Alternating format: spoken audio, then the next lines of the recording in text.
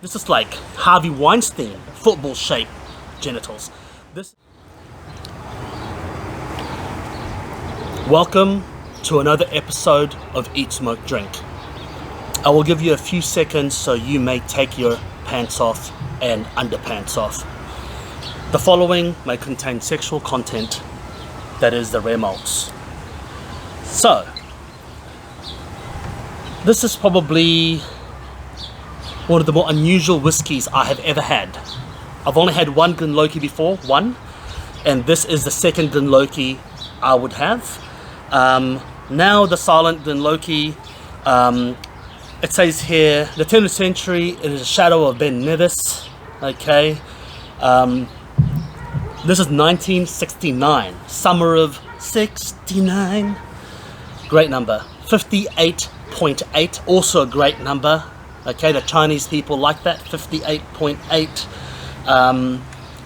Summer of 69, 58.8, 26-year-old rare malts Glenlochy.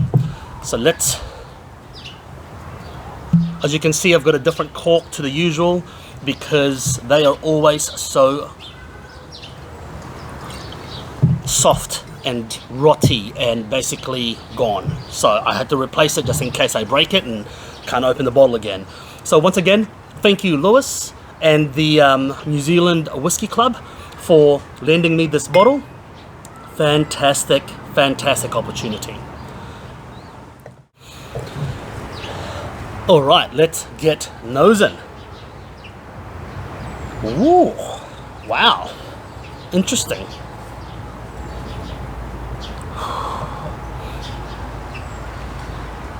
Wow, on the nose straight away, quite a lot of smoke and heat smell. I just read this now, I don't read this shit, but this bottling is one of the last to come from its old direct coal-fired still. How interesting is that? Direct coal-fired still. We'll talk about that later. So direct coal, actually I'll talk about it now, fuck it. So a direct coal-fired still means they have coal underneath the still to heat the stills, and you will always get burn spots because obviously coal is not as perfect as steam or gas, right? So you will get hot spots, and that gives you a very distinct flavor profile, more character, I think, anyway. But of course it's less efficient, and it's also polluting as well. Like, you know, all the greenies and hippies today, fucking hippies today, will start to complain about the smoke and all that shit. Whatever, you know. All these people still what? They use horse and carrot? Anyway, sorry. I digress. There is a distinct smoke in that. I'm not saying it's related to the coal smoke, but it could be. Because if they use direct coal stills, then they might have used whatever flavor they could for the kilns as well. But there is a distinct smokiness to this. And all I say, it's soot and burnt vegetation. Very smoky on the nose. Very minerally as well. But how long has this been in the bottle? I mean, when was this bottled?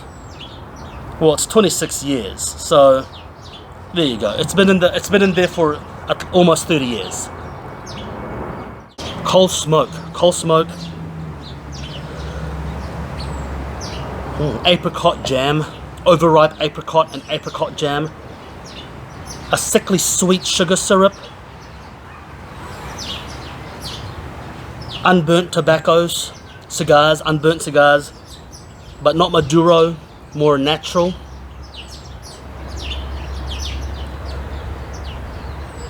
I know this is actually very hard because I don't rehearse this shit, right? So I have to sometimes think. I close my eyes and I sniff. So bear with me. The smoke is actually quite prevalent. Hot glass, hot smoke, coal smoke, soot.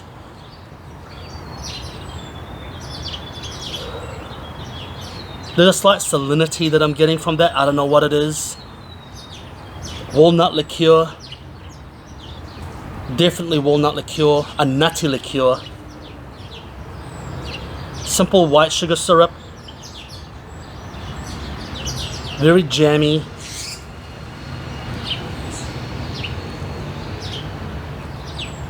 Also like a peach iced tea. When you let it breathe a bit, get a peach iced tea.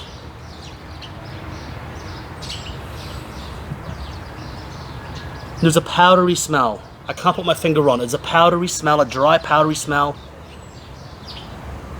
Like chalk. But scented chalk. I know that sounds weird, but a scented chalk. I don't even know where you get scented chalk, but imagine a chalk. You smell chalk, but with a scent. What kind of scent? I don't know.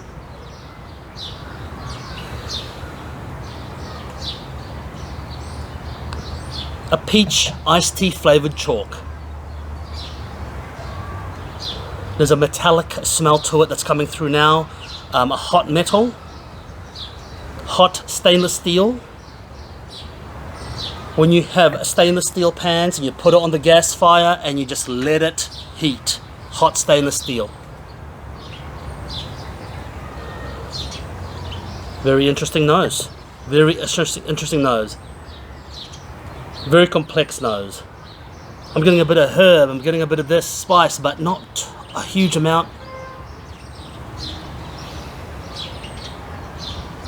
Floral, fruity. There's a dinginess to it. Old paper that's been wet. Old wood that's been wet. There's a funk, slight funk. Smells like wet concrete. Smells slightly funky. Can't put my finger on the exact funk except for what I've mentioned already. I know this sounds weird, but it smells slightly Brussels sprouty, slightly cabbagey. What an interesting nose. What an interesting nose. Let's get sipping.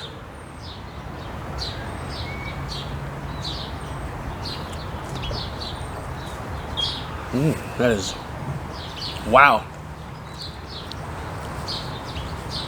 Whoa. That is, like always, rare malts. Rare malt is like a turkey slap inside the mouth. I don't even know how you can do that, but a turkey slap inside the mouth. But that is bizarre. Let me take you through it. That is actually one of the strangest whiskies I've had in a long time. And I'll tell you why. The nose has an extreme disconnect from the palate. Extreme. The nose is fruity, sweet, yes, smoky. The palate is also smoky, but the palate is not a sweet palate. It is quite a savory, herbal, medicinal palate. Very medicinal. From the get-go, freshly tanned leather, savory. Can't even put my finger on it. Like a pork and fennel sausage. That sounds weird, but like a pork and fennel sausage with a coarsely ground meat with lots of fat. I'd say, lots of fat. You can see the fat in the coarsely ground meat. Wow. That is pork and fennel sausage. God, I love a good sausage.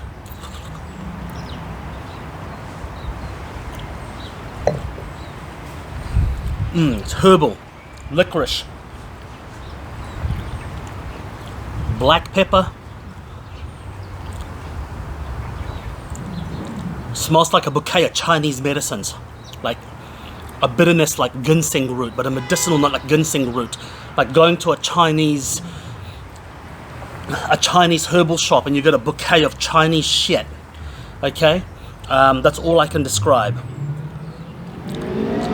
Wow, that is a really, really weird palate. That is a really weird palate. Very drying in the mouth. Very tight and drying in the mouth.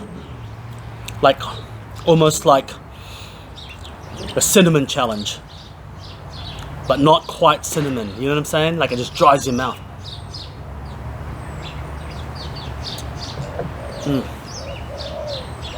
It's slightly meaty. Well, not slightly meaty, it's meaty. Animal fat. Pork fat. A bit lamby, a bit gamey.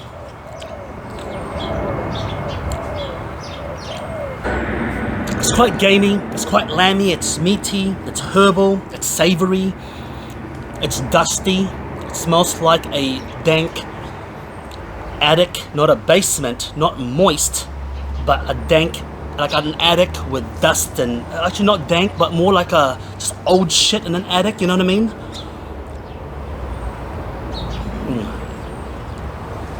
Smoky in the back of the nose, in the back of the throat, the palate, smoke. Cannot be mistaken. A finish of a slight bitterness.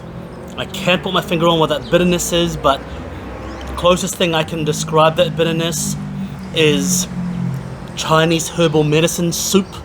Okay, that slight bitterness, savoriness. Whoa, that is a strange beast. That is an exceptionally strange beast. I really, really like it.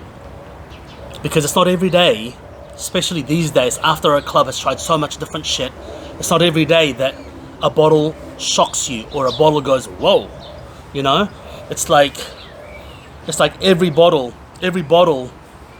wants to shock, you know? They want to wear a yellow raincoat and like, nah, you know? No, doesn't shock me anymore. You can wear your yellow raincoat in the park, flash me with your, you know, genitals, and it doesn't frighten me anymore, you know? But this is like Harvey Weinstein football shaped genitals. This is shocking, truly shocking. It is so weird. Until next time, make sure you eat, smoke, drink. I think this is a go. Buy it, take it, do Dubai porta potty to get one of these bottles. Cheers.